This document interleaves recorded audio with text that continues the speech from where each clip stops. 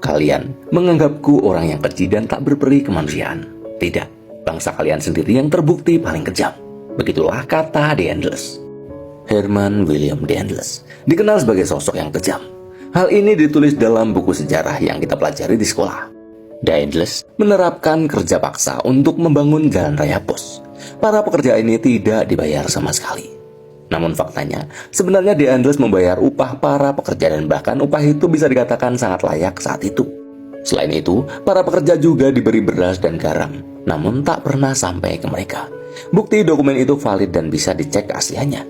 The Endless bisa dikatakan dikambing hitamkan dalam peristiwa meninggalnya ribuan pekerja yang tak mendapat upah alias pekerja paksa.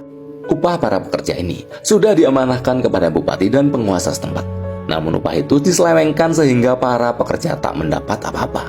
Data aliran dana ini ditulis dari pemerintah kolonial ke bupati. Namun data dari bupati ke pekerja tidak pernah ada. The Endless di masa jabatannya dikenal sebagai tokoh yang keras dan sangat anti korup.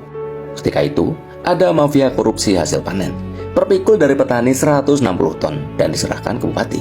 Namun dari bupati ke residen hanya mendapat 120 ton. Sampai akhirnya, produk masuk ke gudang pusat hanya 100 ton per pikul. Para petani jelas dirugikan dan hal ini membuat The Endless sangat geram. Akhirnya The Endless membuat peraturan tegas larangan keras untuk korupsi. Apabila terbukti bersalah, akan dikenakan sanksi denda, kehilangan jabatan dan hukuman mati. Sanksi yang berat bagi yang melanggar. Tapi memang dasarnya sudah mendarah daging, jadi susah untuk diberantas. Herman William The Endless dipanggil pulang ke Belanda pada tahun 1811 karena dianggap gagal melaksanakan tugasnya sebagai gubernur jenderal Hindia Belanda.